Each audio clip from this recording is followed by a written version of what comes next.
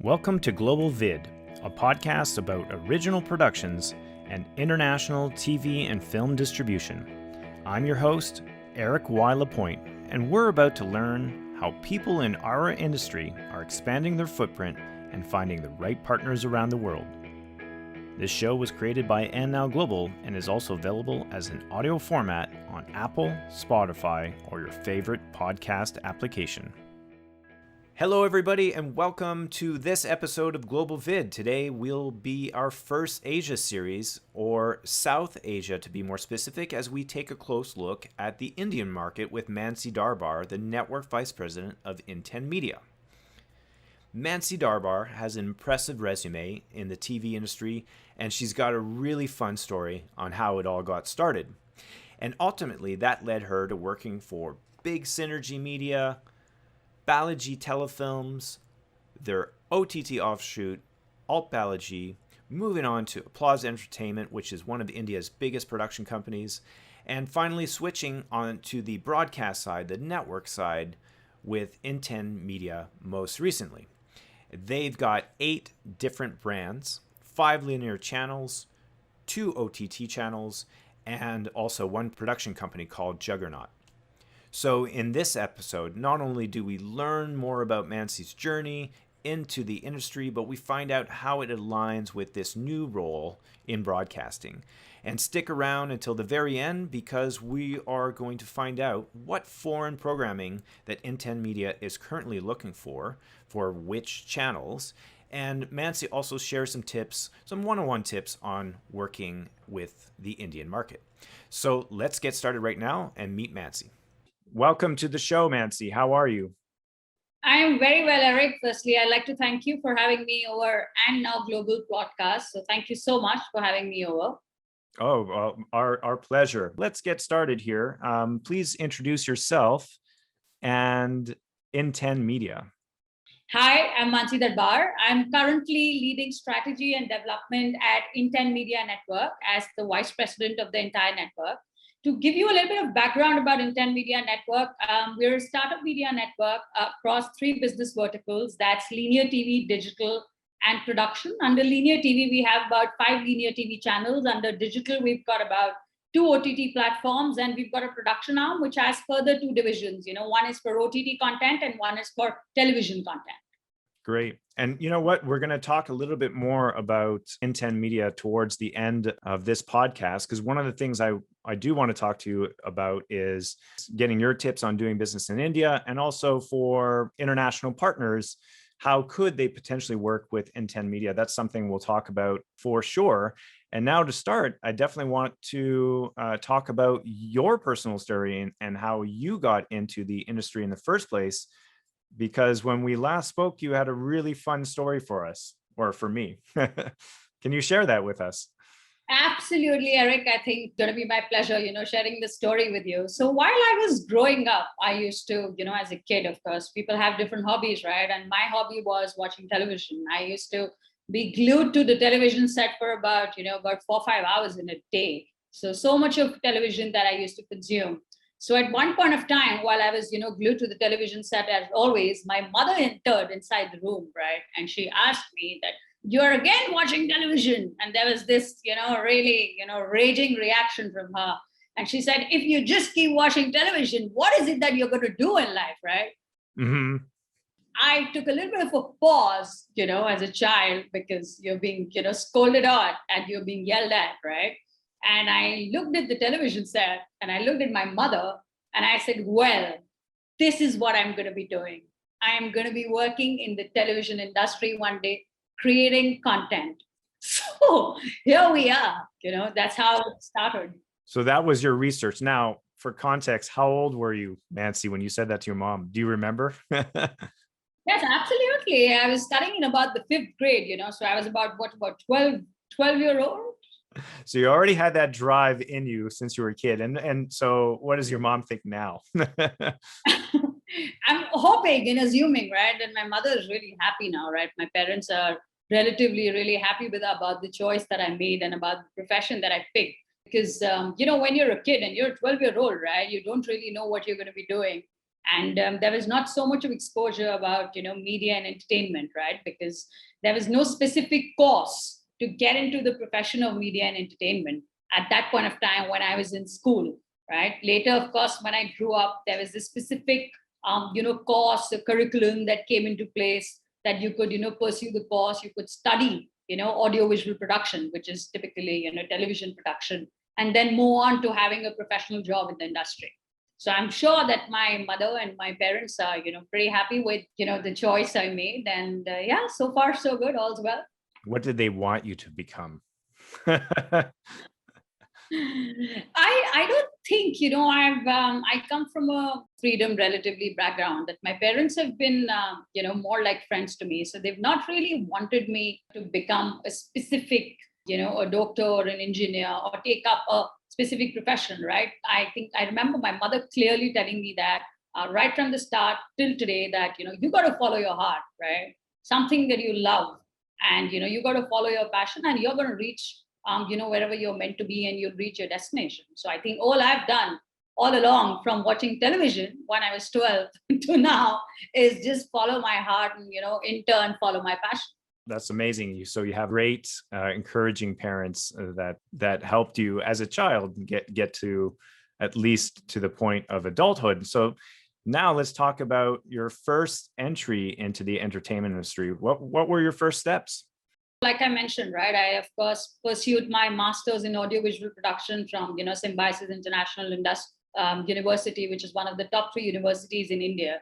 Post that, my first job was with Big Synergy, which was owned by Siddharth Basu and Anita Kaul Basu. So Big Synergy, at the time I started my career in the industry, was one of the biggest production companies specializing in unscripted formats, so to say. So I started my career with them as an assistant director in the creative side of things. Okay. And moved on, from there on. But how did you land that job? So you're straight out of school, and you had mentioned to me previously that, your parents aren't from the entertainment industry, and here you are landing this job straight out of university for assistant creative director. So yeah, absolutely. There's an interesting story right there that once I finished my master's, right, and this is of course, higher qualification, educational qualification you're talking about. So once you do that, you assume, right, you live in this dream thinking, oh, you're going to, send your resumes and you're going to send your CVs to companies, and, you'll get this really positive response, right, instantly from multiple of them. And they'll call you and they'll give you a job, etc., etc. Of course, on merit, right? But here I passed out, and didn't know anyone. Like I mentioned, that my family, my parents are not from the entertainment industry, right? So I had to start from scratch all over. So I was sitting here, behind the laptop, and sending my resumes to a short list of companies that I really, had dreamed of working with. Big Synergy was one of them, right? So I kept waiting, and one day I get a call. Right. And I answer the call and go like, hello. I think, yeah, I'm the HR calling from Big Synergy. And I said, Mansi. I said, yeah, we got your resume. Can you come down for an interview? And there I was. I said, okay, let's go down for an interview. And I went and I gave my interview to the HR. And I was, of course, a tad nervous, right? I didn't know what's going to be next, because this is like a really big production company, which is one of my dream companies I wanted to work for. And she said, well, thank you. All great. We'll call you. So I said, sure. And I left the premise, and I just walked down, the building, and I exited the main gate, and I walked a few steps, and my phone rings again. It's like, hello? Yeah, hi, I'm the HR, calling again. Can you come back up if you've not gone too far?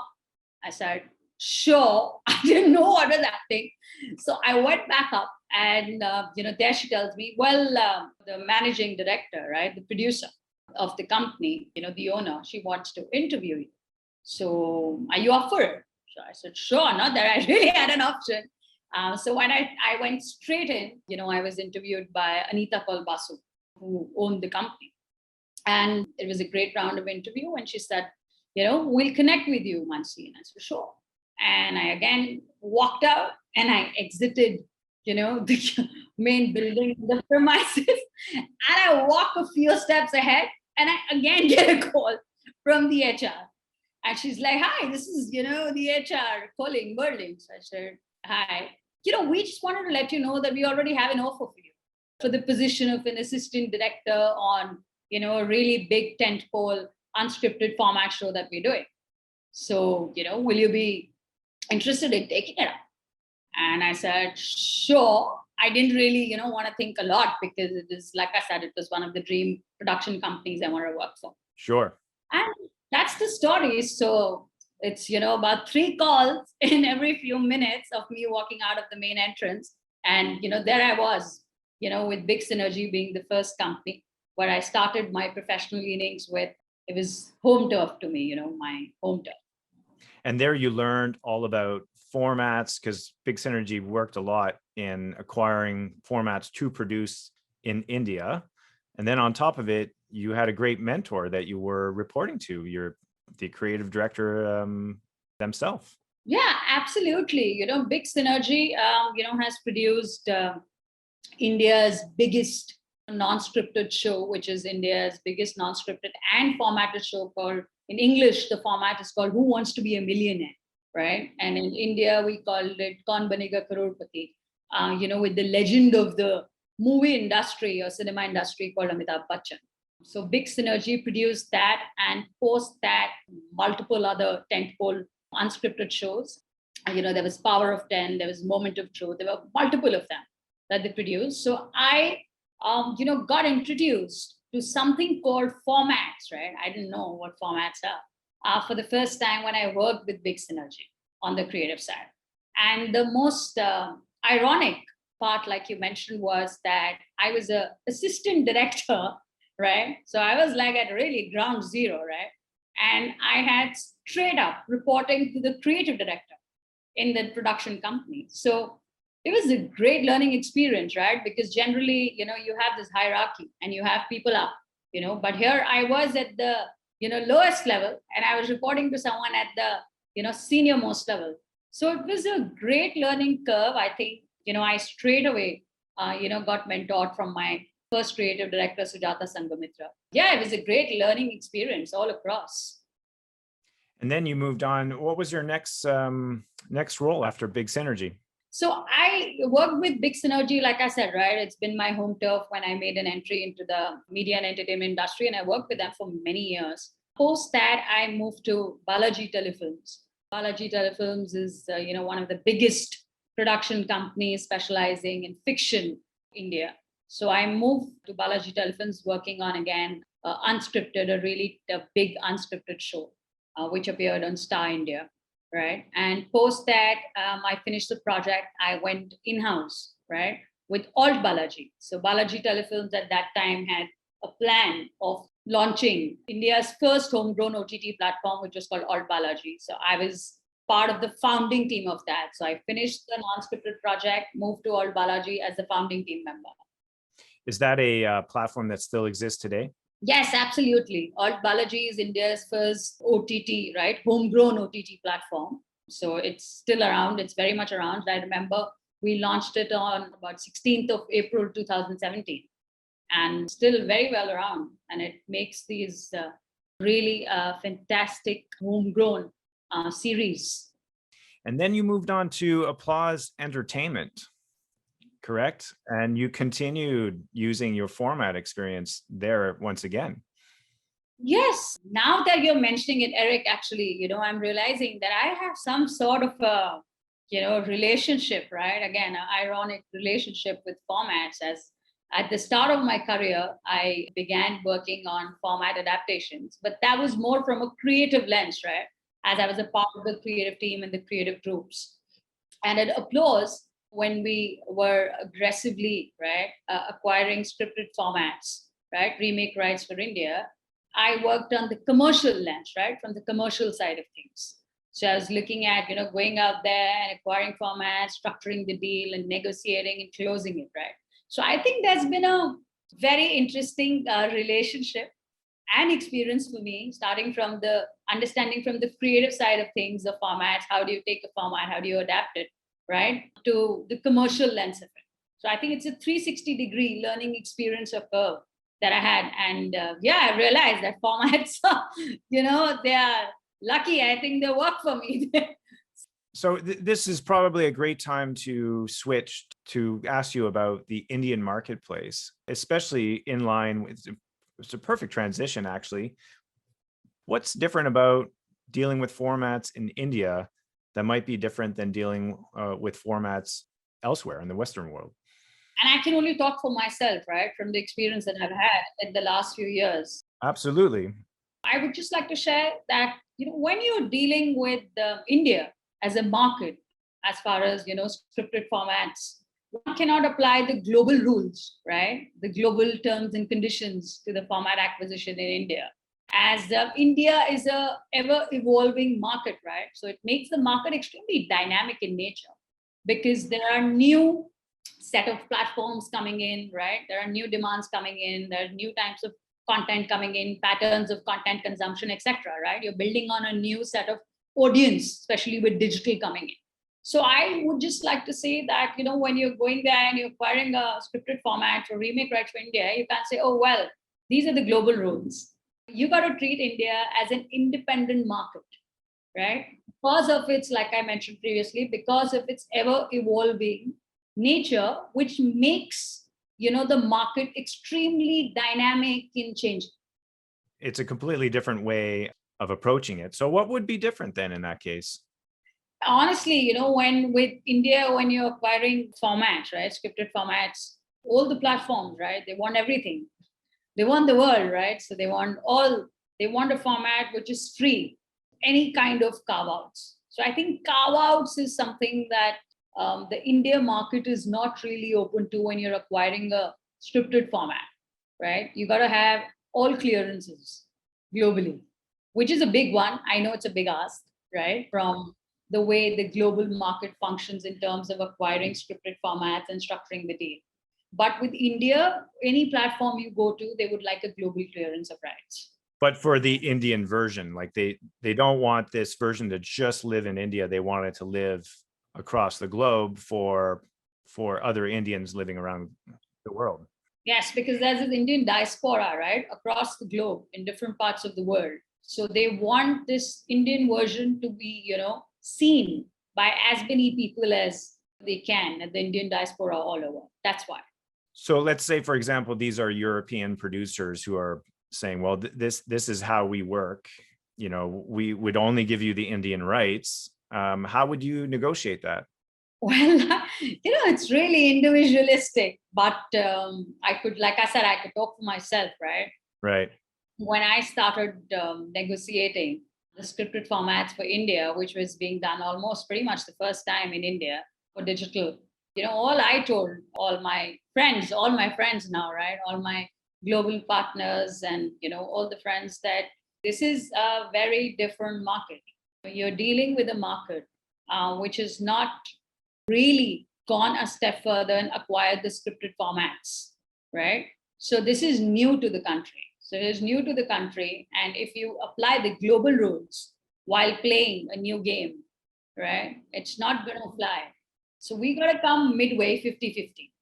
And do you find that it has become easier with time now? Because one of the things I've noticed recently is, most countries around the world, when they have channels, they're trying to create international feeds. So they do need international rights. And a lot of the argument I hear oftentimes is like, well, don't worry about it because it's only going to be in Russian, or it's only going to be in Indian, it's only going to be in, another foreign language. And so ultimately not everybody will see it. So has it become easier to negotiate those global rights over time? I think it's definitely become easier, right? From the time I started off. I think when I started off, it was also new for all our global partners and, all my friends back there globally, because this was a new ask. And, they were wondering, why is this being asked in the first place? Because this doesn't come under the global scenario, right? But yes, all along the way, it was a difficult road, I think, to walk on. But I'm so glad and so thankful, to each one of them that they actually understood, what is the requirement and what is the market and what is the purpose. And they came midway, right, to crack the deal and to work together. Like I always say, and I always believe in, that when you're doing business, right, you do business with the human being. Yep. Right. And then the company. So I think I approach everything in that way. When I'm working with, a colleague on the other side or the other part of the world, I'm dealing with the colleague, right? In front of me, I'm dealing with the person. And then, the personality of the person and then the organization. Yeah, that's a good way of looking at it. Before we move on from this subject, is there a creative difference in terms of how the production starts that the foreign producers who are selling formats have to be aware of? Or is it just a financial terms that is a little bit different in India? I think the financial terms, like I mentioned, are a little bit different in India, but on the creative side or the creative process is pretty much the same, right? When you buy a scripted format, you're of course working on the entire version, right? In fact, before you buy the scripted format, you're working on how is it going to be adapted to the country, right? To India. So there's an adaptation note which is in place. There's a Bible, there's an adaptation Bible that is in place. Post which, you're clear that, okay, we could go ahead and we could adapt this format. So the process remains pretty much the same. The creative process doesn't really differ. And creatively, what's the most challenging side from your point of view to take a foreign format and adapt it? What's the first thing you look at to adapt it? I think the first thing and the most challenging thing when you're looking at plethora of formats is how is this going to fit into the cultural, socio, nuances of the country, right? Yeah. So I think the cultural nuances are very important, and the story has to be universal in its appeal. Anything you do. So I think those are a few, starting points that you look at when you're choosing the format. That is this going to fit into the culture of my country, right? Is it going to fit into, will the story be universal? Are the characters going to be relatable, right? Are the emotions going to be agreeable? Are you going to look at the character and say, whoa, that's me, right? Sitting back in some part of India in some small town. So I think these are a few, starter of points that one looks at, and then you go deep and deep, looking at, the lot of nuances from also a macro and a micro lens.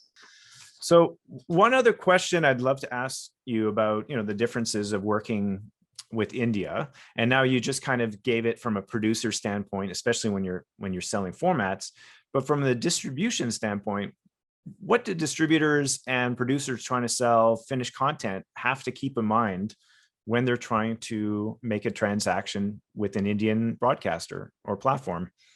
I think the most important point, right, and I'll come back to that, even from a distribution standpoint of view, while there are carve-outs, right, when you're looking at an acquired piece of content, you still come midway and, you still agree to certain territories not being a part of the deal. But in a lot of titles that you require, you again want global clearance, right? Especially if you have an OTT platform. So I think this primarily depends on what medium and what platform are you buying or acquiring the content for. For example, we've got a SWOT platform called Docubay, right? So it's Docubay is a global SWOT one-stop shop documentary streaming platform, right? Available in like 150 countries. When we're acquiring, titles for that, we're again looking at worldwide, right, in terms of territory. So I think the most critical part is the type of platform you're acquiring content for. Basis that, you can actually structure the deal in terms of the T&Cs, right, the terms and conditions and the rights. Well, and and this is a perfect transition to our next topic, which is to dig in deeper with your new company, IN10 Media. However, I think the one big tip for distributors when we're talking about this is the notion of language rights. So what they are providing to you when they're making a deal, and when some of these platforms you have, if they go outside of India, then rather than providing English language rights, you provide Hindi language rights or Punjabi language rights. And that's what the focus is on. And that's what I'm seeing more and more now, where there's more and more international channels. So it's impossible to give exclusive rights in many nations because of that. However, you can still provide, exclusive French rights, exclusive Hungarian rights in other countries to protect that exclusivity, because at the end of the day, they're not really going to care much, in Hungary for example, that, there's an Indian feed that is available to a very small percentage of the population in that said country. So that would be, I guess, one of the nuances and one of the tips for producers to kind of play around with, is to start putting language rights into their contracts. Yeah, but we always, prerequisite requirement is always having English subs, right? Which is English subtitles. So while we want the language, we would definitely want, English language in the form of a subtitle. Yeah. And I think sometimes there's some clever ways around that with contracts, but I'm not a lawyer, so I'm not going to start giving that advice. but ultimately, with the subtitles, you could still consider it Indian language rights. But yeah. You're right. Those are things that will have to be left to the people doing the negotiations and the conversations with their lawyers. Let's go on to IN10 Media, because now your whole career, you studied television as a kid, as a 12-year-old child, intent on going into the TV business. And then finally, you moved on and worked with producers, one after another. You had a little bit of channel experience with your second company, ALTBalaji. Thank you. Now you're on the broadcast side. So tell me more about IN10 Media. You started mentioning at the beginning of this conversation, but how many brands does IN10 Media have, and what are they? I came on board with IN10 Media about a year and a half ago as Network Vice President for Strategy and Development, to work across 3 business verticals. The first one being linear TV, the second one being digital, and the third one being production. So under linear TV, we've got about 5 linear TV channels now. Under digital, we have 2 OTT platforms. And under production, we've got 2 verticals again. One is OTT, for OTT content that we produce. And the second is television. So that's television content that we produce. So roundabout, to add up, right, we've got about 8 or 9, if you consider the 2 verticals under the production, then we've got about 9 business brands under IN10 Media Network. From a company standpoint, with IN10 Media, how do you get involved internationally? Like I said, that I lead strategy and development for the entire network, right? There are different responsibilities under different business brands that I do and I work on. And from an international standpoint of view, there are some really interesting things, that we're doing. In fact, we very recently, just a few weeks ago, we announced a partnership with Nucleus Media Rights, which is a production company based out of UK. And what we've done is our production arm, Juggernaut, right? Juggernaut has collaborated with Nucleus Media Rights to produce a series on Mark Twain in India. So we are the local production, company for that. And we made this really big announcement about 3-4 weeks back. That's right. I saw that. It made all the trades. Yes. So thank you. So that's, one of the things. The other thing is that we've got a linear TV channel called Epic. Right? Epic has been our flagship brand, and it's a factual linear TV channel. So we've now got on board a really seasoned and acclaimed content production and distribution company called Bowman Bridge on board as exclusive international distribution partners to distribute and license the factual, library of Epic outside India. And Bowman Bridge based out of Singapore. Yes. That is, again, an interesting partnership internationally. And apart from this, we're also, looking at some really strategic collaborations, key international collaborations that, we would like to pursue for different business brands under the IN10 umbrella going forward. So they're in the WIP mode, as I would say, in the works. Let's talk more on the distribution side and your channels. Which one of your channels actually acquires foreign content? Because from what I understand, IN10 Media is mostly focused on the homegrown market. However, there's a few of your brands that does acquire content. So can you give us a little bit of insight into which channels buy foreign content and what types of content does IN10 Media buy? Sure. So we've got just about 6 or 7 months back, we launched a kids linear TV channel called Gubarre, which means balloon in English. Right. So we acquire a lot of international animated content for Gubarre. That's first. Second is our SWOD global platform called Docubay. right? We acquire a lot of international content as Docubay is positioned as an international OTT platform, Okay. right? So that is the second brand. And now going forward for Epic, which I mentioned is a flagship brand, right? For a factual linear TV channel, we would also be interested and keen on looking at acquiring some international factual series or docu-series. And are there any of those platforms that are India only, or do they have those models where it's a channel that does have a feed internationally? Obviously, Docubay, you mentioned, is an international OTT platform, but with the other two linear channels, are they also international or India only? Currently, they're only India. And Docubay is the only business brand out of the 8 business brands that we have, which is positioned as a global SVOD OTT platform, available in about 150 countries with content from 100 countries. Wow. And when did Docubay launch? Docubay launched in 2019. And how has that evolved as a brand? I think we've, like you've mentioned that, we are fairly new as a platform, but we are a premium platform for, building a premium subscriber base, right? And having some really premium content in the space. So from, starting off with, about 5, 10, 15 countries, right? Now we're in 150 countries with content from 100 countries, having about 13 different bays, right? By bays, I mean there are content bays in Docubay. So there's a music bay, adventure bay, nature bay. So you have all those sorts of documentaries, right? In terms of categories, we call them as bays. So I think we've come a long way, but we've still got a long way to go as we are relatively still new, I would say. So to conclude this episode, and this has been really informative, Mansi. You've given us a lot of insight on India, but also a lot of inspiration, I'm sure, for a lot of people starting out, that you can be that kid looking at television and being convinced that one day you will be in that industry. I love your story because you've really evolved in such a wonderful way, which is, not always common. There's, sometimes your career kind of goes like this to a certain extent. I'd love to know what's next for you with IN10 Media. What should we expect next? Is there any secret projects you can kind of tease us about, or a project that has now been announced that you can start sharing with us?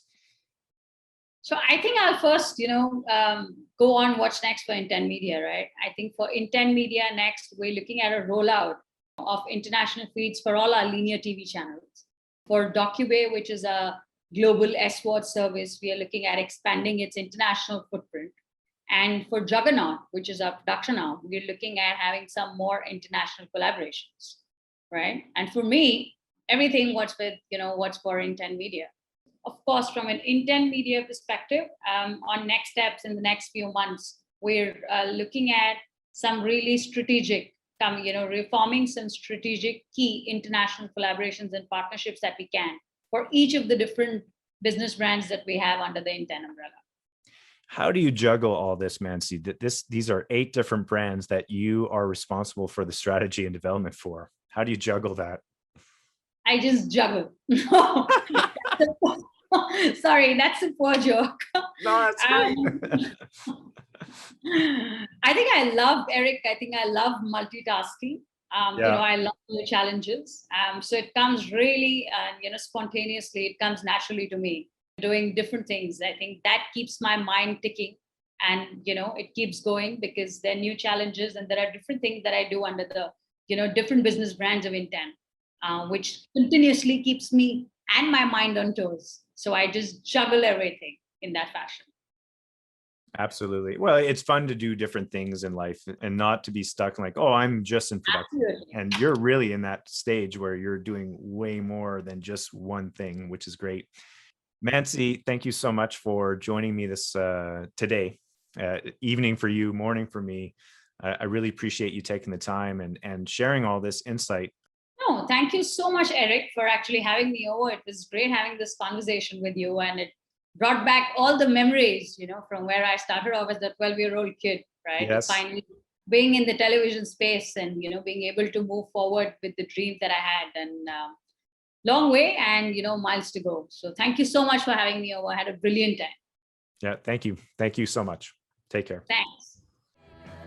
Thanks to our guest Mansi Darbar as well as IN10 Media for the conversation today. Also, we wish to thank our video editor Nicole Almeida and our theme songwriters Amber Goodwin and Aaron Ross. And if you've made it this far, please click to like this video and subscribe to our YouTube channel. See you next time.